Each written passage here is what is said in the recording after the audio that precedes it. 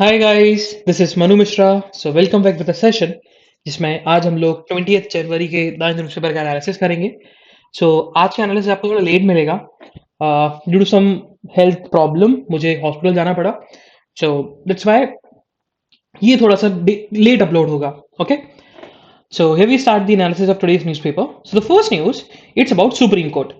So what happened? X ग्राटिया payment की बात थी अबाउट दी कोविड 19 में कोविड 19 के विक्टिम्स के फैमिली मेंबर्स को, जिन लोगों की कोविड 19 में डेथ हुई है उनके फैमिली मेंबर्स को एक्स ग्राटिया पेमेंट मतलब उनको कंपनसेशन देने की बात की जा रही थी। और ये बहुत समय से चल रहा था। पहले सुप्रीम कोर्ट ने सेंट्रल गवर्नमेंट को बोला कि भैया आप दे रहे हो कि नहीं, इस पर क्लैरिफिकेशन दो। उसके बाद सेंट्रल गवर्नमेंट ने इसमें बहुत सारी चीजें बताई कि अगर हम कंपनसेशन दे देंगे तो it's a one time solution. Sorry, अगर हमें कंपल्सन दे दिया तो it's not a one time solution. हमें इंफ्रास्ट्रक्चर, हेल्थ इंफ्रास्ट्रक्चर में इन्वेस्ट करना चाहिए। लेकिन फिर सिंपल सी चीज उन्होंने बोली थी सुप्रीम कोर्ट ने कि आप हमें क्लियरली बता दो कि आप दोगे कंपनसेशन की नहीं। क्योंकि कुछ ऐसी फैमिलीज हैं जहां पर जो ब्रेड विनर था या ब्रेड अर्नर बोल सकते हो, वो उसी पर्सन की डेथ हो गई बिकॉज ऑफ कोविड 19। इसी के चलते सेंट्रल गवर्नमेंट डिसीजन लिया था कि जितने भी फैमिली मेंबर्स जिनके ब्रेड विनर या जिनकी भी डेथ हुई है उनकी फैमिली मेंबर्स को कंपनसेशन दिया जाएगा और वो स्टेट डिजास्टर रिलीफ फंड से पैसा अलोकेट किया जाएगा। ठीक है, अब हुआ क्या, बहुत सारे स्टेट गवर्नमेंट जो है ना वो मना कर रहे हैं। वो ये बोल रहे हैं कि भाई हमारे पास ना पैसा नहीं है। हमें हमें हमें ऐसा डर लग रहा है कि अगर हमने पैसा दिया तो जो हमारा फंड है जहां हम पैसा एक्यूमुलेट करते हैं, जो हमारी ट्रेजरी है वो खाली हो जाएगी। तो जिसके चलते सुप्रीम कोर्ट ने फाइनली बोल दिया है कि अब हम ओवरव्यू रखेंगे पेमेंट को लेकर, क्योंकि बहुत सारी पिटिशन और बहुत सारी कंप्लेंट्स आई हमारे पास कि लोगों को कंपनसेशन मिल ही नहीं रहा है। इसी के चलते सुप्रीम कोर्ट ने बोल दिया है कि देखा जाए तो ये बहुत गलत बात है, मतलब ये हमारे लिए खुद ह्यूमिलेशन वाली बात है। But as a humanitarian step हम खुद निगरानी रखेंगे एक्स ग्राटिया पेमेंट को लेकर। मूविंग फर्दर, सो फाइनली अगर हम बात करें तो आईएएस ऑफिसर्स होते हैं, आईपीएस ऑफिसर्स होते हैं, या हम क्यूमुलेटिवली इनको बोल सकते हैं all India services. All India services की डेपुटेशन होती है, सेंट्रल डेपुटेशन होती है, जो कि डिफरेंट डिफरेंट स्टेट्स में जाते हैं। जैसे आपको किसी को कैडर मिल रखा है, जैसे किसी को सिक्किम कैडर मिल रखा है, ठीक है, तो उसका डेपुटेशन हो जाएगा, मतलब वो किसी और स्टेट में ट्रेवल करेगा, किसी और स्टेट में वो जॉब करेगा। तो अब वो डेपुटेशन ना सेंट्रल गवर्नमेंट अप्रूवल लेता था उस स्पेसिफिक स्टेट गवर्नमेंट से। लेकिन अब गवर्नमेंट का ये प्लानिंग चल रही है कि वो लोग Indian administrative service cadre rules 1954 में जो रूल 6 है, डेपुटेशन ऑफ कैडर ऑफिसर्स, जिसमें बात की जा रही थी कि सेंट्रल डेपुटेशन में स्टेट गवर्नमेंट का अप्रूवल लिया जाएगा, उसमें अमेंडमेंट की। मतलब अब स्टेट गवर्नमेंट की जो पावर थी कि भैया स्टेट गवर्नमेंट को अप्रूवल देना पड़ेगा for the central deputation of the IAS officers and the IPS officers, अब वो नहीं जरूरत पड़ेगी। अभी आया नहीं है, अमेंडमेंट आएगा अभी, ठीक है, अभी प्लानिंग चल रही है।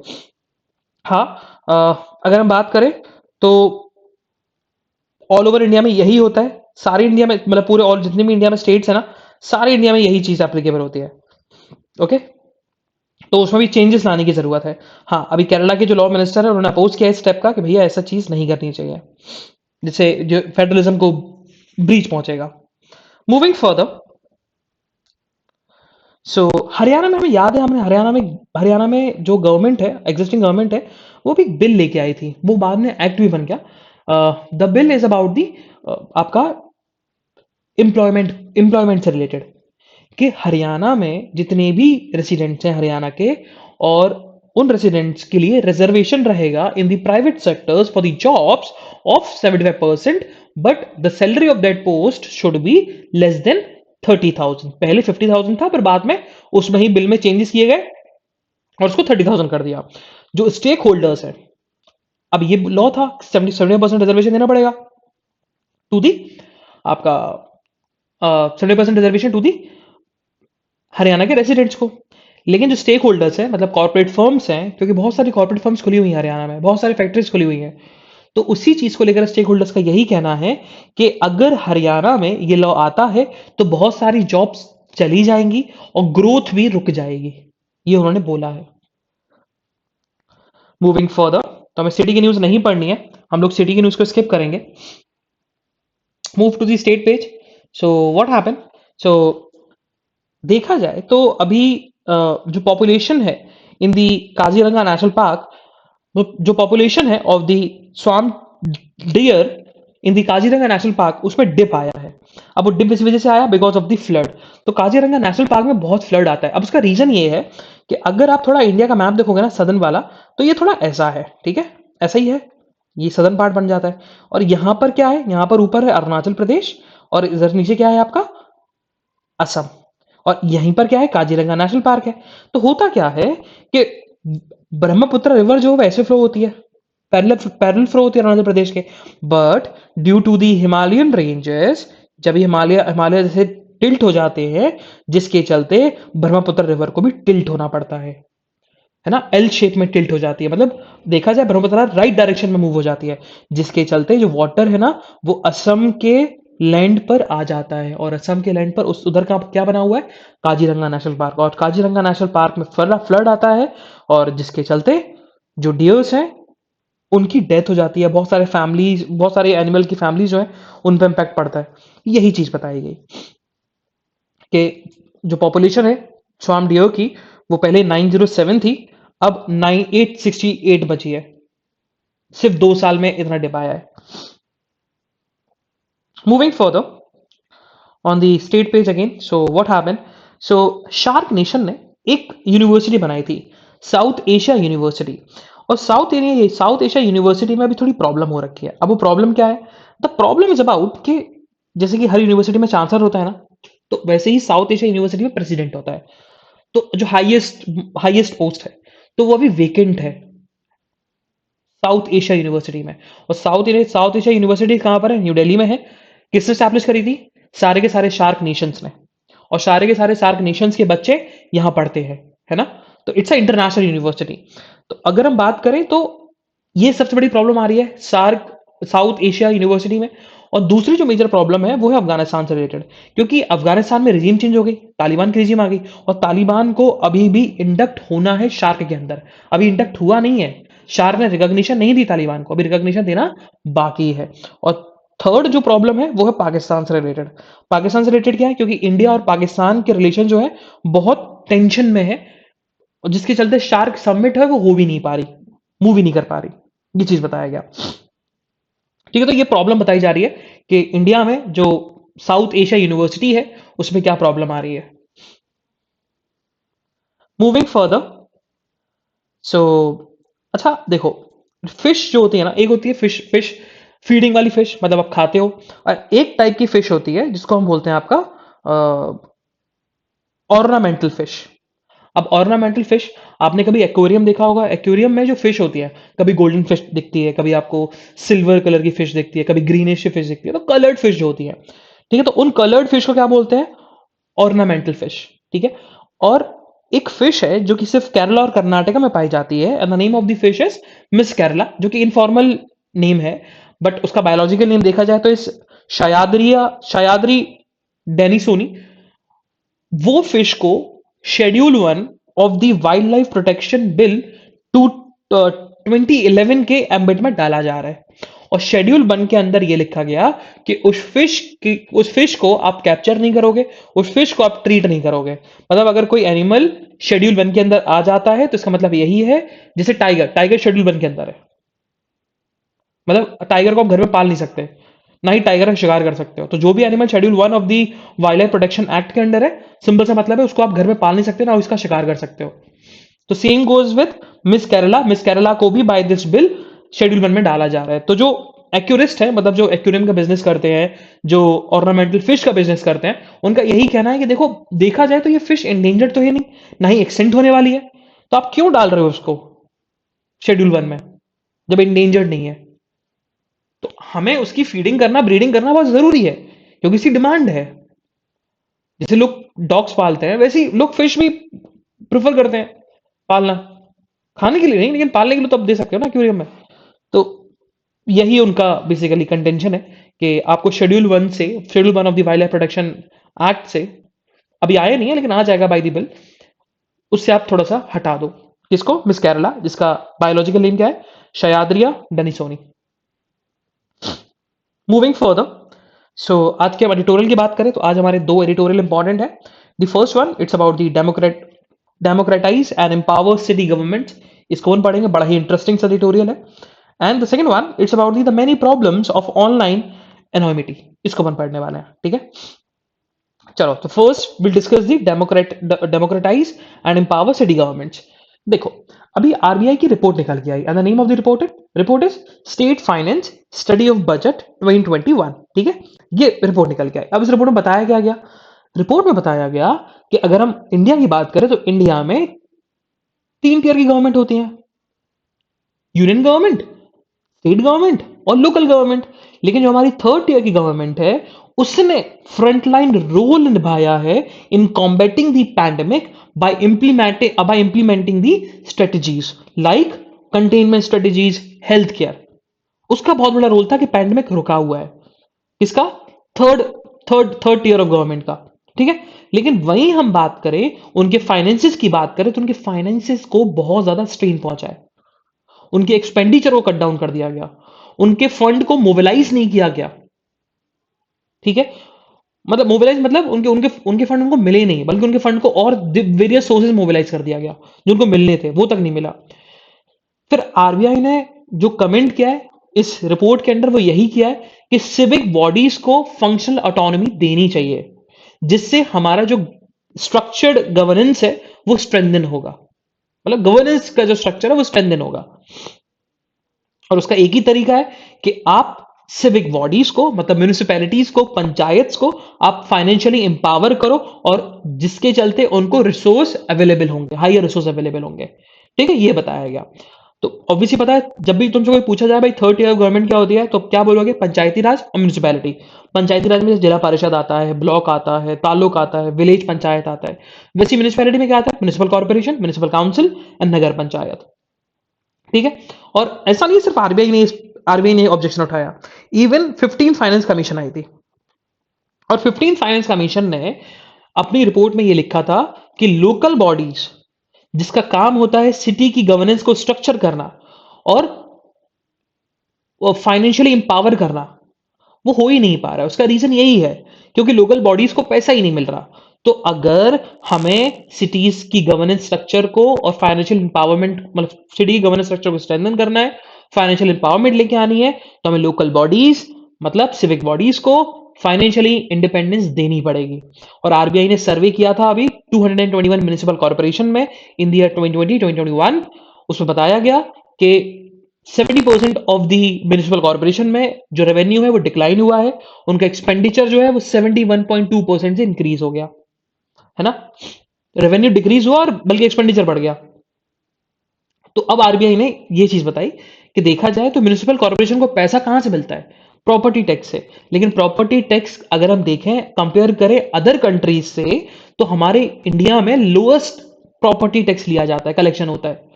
ये चीज बताएगा, और ये हम नहीं बोल रहे, ये आरबीआई ने बोला। और आरबीआई ने किसके डेटा पर रिलाई किया? ओईसीडी का, ओईसीडी के डेटा पर रिलाई किया। ओईसीडी क्या है? Organisation for economic cooperation and development, international organisation है। उसने खुद बताया था कि इंडिया में लोएस्ट प्रॉपर्टी रेट है as compare to the GDP ratio, ठीक है। फिर आगे उन्होंने बताया कि अभी भी ओल्ड प्रॉब्लम जो है वो कंटिन्यू चल रही है। जैसे उन्होंने बोला, अभी एग्जांपल दिया, उन्होंने बोला कि पैंडेमिक की हम बात करें तो पैंडेमिक में देखो प्राइम मिनिस्टर से लेके chief minister, even district magistrate, सारे के सारे इन्वॉल्व थे, कॉल पे थे, सब डिजास्टर मिटिगेशन स्ट्रेटेजीज बना रहे थे। बट हमने ये देखा कि कोई भी सिटी का मेयर जो है ना, वो इन्वॉल्व नहीं था, वो मिसिंग था कामों में। क्यों? उसका रीजन क्या था? उसका सिंपल सा रीजन था, because disaster management plan of action के अंडर सिटीज को फोर फ्रंट बनाया गया था टू फाइट द पैंडेमिक, जिसके चलते जो इलेक्टेड लीडरशिप है उनको कोई जगह ही नहीं मिली अपनी रिस्पॉन्सिबिलिटी निभाने के लिए। ये चीज बताया गया, ओके। फिर आगे ऑथर ने यही बताया कि अगर हम अर्बन डेवलपमेंट की बात करें तो अर्बन डेवलपमेंट स्टेट सब्जेक्ट है ना। एंड देखा जाए तो 1980 में एक कमीशन बनी थी, नेशनल कमीशन ऑन अर्बनाइजेशन, जिसके चेयरपर्सन चार्ल्स कोरिया थे। उनका यही कहना था कि दी urban plan with pan India vision took place in 1980। ये पहली बार ऐसा हुआ था, ये कमीशन बनी थी अर्बन डेवलपमेंट को लेकर। फिर उसके बाद 73rd 74th कॉन्स्टिट्यूशनल अमेंडमेंट आए 1990s में, जिसके चलते आपके 18 फंक्शन जो है वो अर्बन लोकल बॉडीज को दे दिए गए काम करने के लिए, है ना, और 12 शेड्यूल में डाला गया, 11 12 शेड्यूल में डाला गया। पहले लोकल बॉडीज के पास पावर ही नहीं थी, अब क्या है, पावर है, ठीक है, 18 पावर मिल चुकी। लेकिन ऑथर का यही कहना है, इवन दो 18 सब्जेक्ट्स सारे इंपॉर्टेंट थे, उनकी इंपॉर्टेंस रखी जा रही थी, नेसेसरी थे, बट वहां पर फाइनेंशियल एम्पावरमेंट का कोई भी बात नहीं, उनको फाइनेंशियल एम्पावरमेंट नहीं दी गई लोकल बॉडीज को। ये चीज ऑथर ने बोला, ठीक है। फिर ऑथर ने ये बताया कि हाँ, अगर हम बात करें तो केरला एक एक्सेप्शन है, क्योंकि केरला का मॉडल थोड़ा डिफरेंट है। केरला का ये कहना है कि अगर जब भी स्टेट का बजट बनता है ना, तो उसका 40% ऑफ दी जो बजट है वो लोकल बॉडीज को डायरेक्टली ट्रांसफर हो जाता है, और उनके पास इंपॉर्टेंट सब्जेक्ट्स भी हैं लाइक प्लानिंग। लेकिन अदर देन केरला और किसी स्टेट में ऐसा मॉडल नहीं है, तभी तो केरला सक्सेसफुल है, वहां की सिटीज के मॉडल इतने परफेक्ट है। यही ऑथर का कहना है। अब फिर आरबीआई का ये कहना है कि भाई फंक्शनल ऑटोनॉमी क्या होती है, यहां पर उन्होंने बताया कि फंक्शनल ऑटोनॉमी क्या होती है। सो सिंपल सी बात, ऑथर का यही कहना है कि आरबीआई की रिपोर्ट है, आरबीआई की रिपोर्ट यही हाईलाइट करती है कि functional autonomy of the city government allow कर देनी चाहिए। मतलब हमें 3 F को फॉलो करना चाहिए, that is function, finance, functionaries, ठीक है। हमें 3 F ट्रांसफर कर देने चाहिए to the civic bodies, to the municipalities and Panchayati Raj. वो क्या है, फंक्शंस, फाइनेंस और फंक्शनरीज। और इंडिया में हम बात करें तो इंडिया में अभी प्रेजेंट 5000 स्टेचुटरी टाउन्स है, और same goes with census towns. अब डिफरेंस क्या होता है, स्टेचुटरी टाउन का मतलब जहां पर म्यूनिसिपैलिटीज है, जहां पर कॉर्पोरेशन है, जहां पर कैंटोनमेंट बोर्ड है, या जहां पर टाउन एरिया कमिटी नोटिफाइड है, उन सबको हम स्टेचुटरी टाउन्स बोलते हैं। वही सेंसस टाउन्स के 3 कंडीशन फुलफिल होनी चाहिए। पहला, मिनिमम पॉपुलेशन कितनी, 5000, और उन 5 मिनिमम पॉपुलेशन, और जितनी पॉपुलेशन उसके 70% of the mail working population engage in non agriculture activities, and the density of the population जो क्या होनी चाहिए, 400 पर स्क्वायर किलोमीटर। तो इंडिया में उतने ही स्टेचुटरी टाउन्स है और उतने ही सेंसस टाउन्स है। ये चीज ऑथर ने बताया। चलो, moving further towards the next editorial, and that's about the many problems of online anonymity. देखो, अब ये ना, ये एडिटोरियल थोड़ा फेक न्यूज से रिलेटेड है कि भाई फेक न्यूज की वजह से कितनी प्रॉब्लम्स फेस करनी पड़ती है। तो अपन प्रॉब्लम समझ लेते हैं कि प्रॉब्लम्स क्या है। बट फर्स्ट वील अंडरस्टैंड कि ऑथर ने ये बोला है, सबसे पहले बताया कि हमें कैसे फेक न्यूज को स्पॉट करना है ना। देखो, कुछ कुछ तरीके होते हैं स्पॉट करने के। पहले आप सोर्स कंसीडर करो, है ना, आप ये देखो जो आप न्यूज पढ़ रहे हो उसका सोर्स क्या है। दूसरा ये देख सकते हो, ऑथर को चेक कर लो आप कि ऑथर कैसा है, ऑथर ऑथेंटिक है, उसकी क्रेडिबिलिटी क्या है, क्या वो ऑथर सही में एग्जिस्ट करता है कि नहीं। डेट चेक करिए उस आप उस न्यूज की, ठीक है, उस इवेंट की जो दिखाया जा रहा है। आप आप अपने खुद अपना मेंटल जजमेंट से आप ये डिसाइड करो कि भैया कि वो बाइस है कि नहीं है ना। फिर ऊपर से आप और भी उस न्यूज पर रीड करो तो आपको पता लगेगा। मतलब ऐसा नहीं है कि स्पेसिफिक आपने पेपर पढ़ लिया, उस स्पेसिफिक पेपर पे आप रिलाई कर गए, ये नहीं। रीड बियॉन्ड, ठीक है, ये देखना है। फिर सपोर्टिंग सोर्सेज होनी चाहिए और भी। देन एक और जो तरीका होता है आपको फेक न्यूज स्पॉट करने का, that is ask the experts, ठीक है। ये सारी चीजें, बाकी इफेक्ट क्या होते हैं फेक न्यूज की डेमोक्रेसी में, तो देखो, वो फ्रीडम एक्सप्रेशन ऑफ अदर्स को क्रिपल करता है, मतलब फ्रीडम एक्सप्रेशन ब्रीच करता है लोगों की। अननेसेसरी टेंशन क्रिएट करता है पॉलिटी में, इंडिया की पॉलिटी में, इंडिया के कल्चर में, इंडिया की सोसाइटी में। दूसरा, पब्लिक में क्योस फैलने की चांसेस होते हैं because of disinformation and because of the miss information.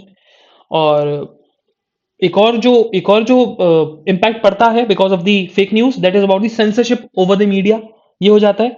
And बाकी अदर चीजें भी होती हैं, जैसे कि आपके और फंडामेंटल राइट्स ब्रीच होते हैं, मॉब लिंचिंग, ये सारी चीजें भी होती हैं, एक हेट रेट भी फैलती है। तो ये सारी चीजें बताई गई ऑथर ने। तो यही ऑथर ने बताया गया कि हमें कैसे स्पॉट करना है फेक न्यूज को, और हमें कैसे फेक न्यूज से लड़ना है, ठीक है, उसके क्या इफेक्ट होते हैं, ये चीज बताएगी। मूविंग फर्दर, सो कल हमने एक न्यूज पढ़ी थी कि सुप्रीम कोर्ट ने मना किया है कि आप कोर्ट में ना वीडियो कॉन्फ्रेंसिंग जो होती है कोर्ट्स के प्रोसीडिंग्स में, आप फोन का यूज नहीं करेंगे, आप लैपटॉप का यूज करो, आप सिस्टम का यूज करो। तो उसको लेकर सुप्रीम कोर्ट ने थोड़ी क्लैरिफिकेशन दी। सुप्रीम कोर्ट ने बोला कि देखो, हमने ऐसा नहीं है कि ब्लैंकेट तरीके से हमें बार कर दिया था कोर्ट में आप फोन यूज नहीं कर सकते, आप फोन यूज कर सकते हो, but we have given the notice कि जब एडवाइस किया जाए, मतलब कोई एडवाइजरी निकले, तभी आप मोबाइल फोन यूज करेंगे, वरना आप लैपटॉप या सिस्टम पर ही, कंप्यूटर पर ही आप वीडियो कॉन्फ्रेंसिंग की जाएगी।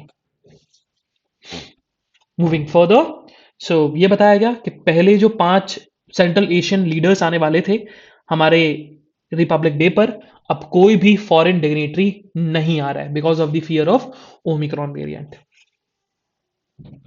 मूविंग फर्दर, सो महाराष्ट्र ने जो लोकल बॉडी इलेक्शंस में ओबीसी की सीट रिजर्व करके रखी थी, वो उस पर बेसिकली रोक लगा दिया था सुप्रीम कोर्ट ने। और कल जो है, कल सुप्रीम कोर्ट ने महाराष्ट्र गवर्नमेंट से यही पूछा है कि आप ओबीसी के डेटा जो है वो हमें सबमिट करो, आपने किस बेस पे रिजर्वेशन डिसाइड किया है। सो अभी सुप्रीम कोर्ट में बहुत सारी प्ली फाइल हुई है एंड पिटिशनर्स का यही कहना है कि हमें ईवीएम को डिस्कार्ड करना है, इलेक्ट्रॉनिक वोटिंग मशीन को डिस्कार्ड करना है, और हमें पुरानी मॉडल मतलब बैलेट पेपर पे मूव ऑन करना है। उसी चीज को लेकर सुप्रीम कोर्ट ने सारे प्लीज को लिस्ट डाउन कर दिया है और उसकी हियरिंग जो है वो अब बहुत जल्दी सुनी जाएगी। मूविंग फर्दर, सो ये वाला पूरा पेज जो है ना वो पूरा आपका इलेक्शन से रिलेटेड है, तो नहीं पढ़ना है, इलेक्शन पॉलिटिक्स से रिलेटेड बिल्कुल नहीं पढ़ना है। So on the national news again, so what happen, India में कल अराउंड 3 लाख से ज्यादा केस निकले हैं कोविड 19 के, और इंडिया में अभी तक 19 लाख टोटल केसेस हो चुके हैं कोविड 19 के, और अराउंड वेनेसडे को ही 475 लोगों की डेथ हुई है। मूविंग फर्दर, सो रेलवे मिनिस्ट्री ने, इंडियन रेलवे ने स्टैंडर्ड ऑपरेटिंग प्रोसीजर मांगा है कि आप ट्रेन को कैसे ऑपरेट करना है अगर अर्थक्वेक आता है तो। इस चीज को लेकर उन्होंने बेसिकली स्टैंडर्ड ऑपरेटिंग प्रोसीजर मांगा है। Moving further on the world news, so what happen, so Taliban चाहता है पूरे वर्ल्ड में, मतलब सारी कंट्रीज से, सारी स्टेट से, कि आप हमें मुस्लिम नेशन का रिकॉग्निशन दें, क्योंकि हमने जो आपकी कंडीशंस थी कि पीस और सिक्योरिटी लेके आनी है वो हम पूरी फुलफिल कर चुके हैं, जिसके चलते आप हमें रिकॉग्नाइज कर दो as a Muslim nation. And important world news and that's about Pegasus spyware को लेकर, सो व्हाट हैपन, इजराइल ने भी बोल दिया है कि हम लोग खुद पेगासस स्पाइंग को लेकर इन्वेस्टिगेट करेंगे, खुद इजराइल गवर्नमेंट ने बोल दिया, क्लैरिफिकेशन दे दिया। मूविंग फर्दर, सो बिजनेस न्यूज में आज ऐसी कुछ न्यूज नहीं है जो हमारे एग्जामिनेशन पर्सपेक्टिव के लिए इंपॉर्टेंट हो। Same goes with the sports news. So this is the analysis of today's newspaper. हम लोग कल फिर मिलेंगे with some exciting news, exciting current affairs. तब तक के लिए bye bye, have fun and enjoy your day. And again I am telling you, ये थोड़ा सा आपको लेट मिलेगा, लेकिन कल से हम लोग फिर से उसी टाइम पे स्टार्ट करेंगे बिफोर 11। एंड मिलते हैं कल, बाय बाय गाइस।